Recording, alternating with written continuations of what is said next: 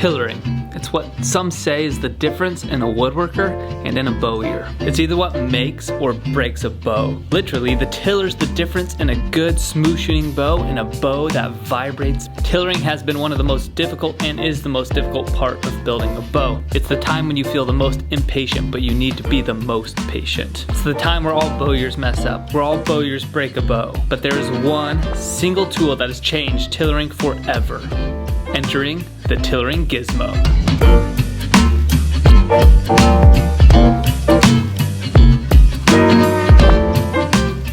The items needed to make this Tillering Gizmo are fairly simple. The first thing is a 5/16 nut, a pencil, and a scrap piece of wood. I've made some out of a pine 2x4, but you know me, I don't like to stop with something like that, so I'm gonna make mine look a little better. The wooden block is gonna be 6 inches long, 1.5 inches wide, and 1.5 inches tall. First, mark the center of your block, then measure 3/4 of an inch on either side. Draw lines. Connect those lines directly to the corners. These 2 corners you're gonna cut off. You'll see why here in a minute.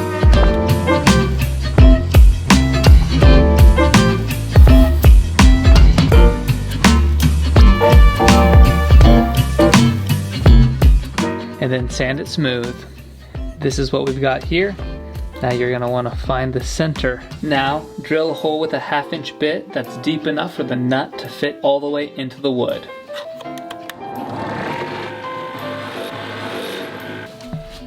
Next, change the bit out to a 5/16 drill bit. Drill this next hole right in the center of the hole you already drilled, and this one's going all the way through the piece of wood.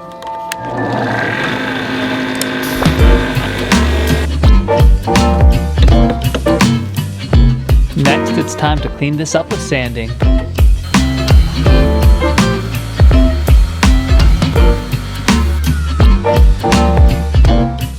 The next thing to do is to lightly hammer this nut right into the hole. The hole's going to be smaller than the nut, so you want to lay it flat, and with some smooth blows it should go right in.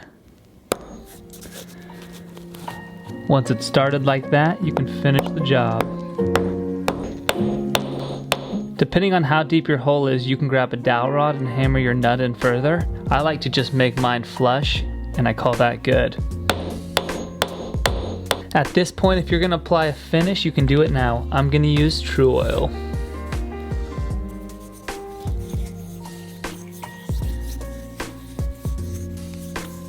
Now it's time to sharpen the pencil.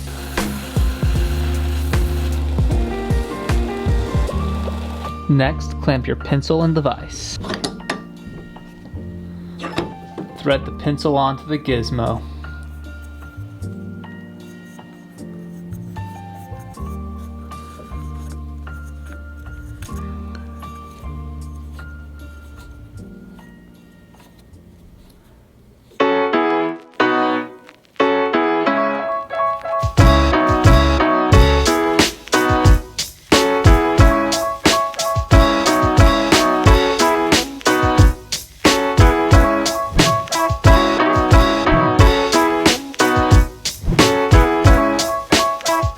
There you have it, a Tillering Gizmo.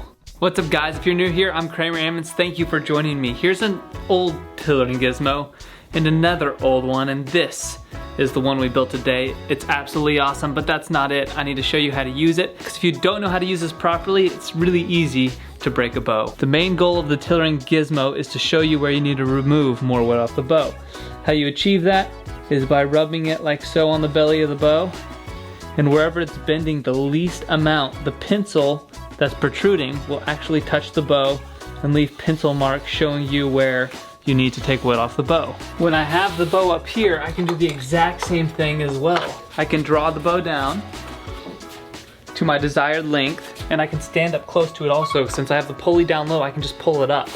So I can draw it to my desired length, grab the gizmo, rub it along the belly, and that's gonna tell me where I need to remove wood. Personally, after I get my pencil marks, I take 10 to 15 scrapes of wood off and then re-exercise the limbs and redo it again. But this works best with a long bow. If you have a reflex-deflex bow or a recurved bow, you may be in for a little bit of trouble. For example, let's throw this bow that we made the other day and put duct tape on, and you can see I've got reflex limb tips. So to compensate for this, all you have to do is when you draw it down and use the tillering gizmo, you go and then you stop where the limb starts to reflex. Because if you just go over the reflex, it's gonna have you take out that complete reflex, leaving you with no wood left there, and that's not what you wanna do. So the first maybe 20 inches here, I'm going to use the tillering gizmo, and the last 10 inches, I'm gonna eyeball that in order to get the perfect tiller on a reflex bow. The same thing for a recurve bow, and the same thing for a reflex deflex bow. You can definitely use the tillering gizmo on all of those. You just wanna stop where you have put in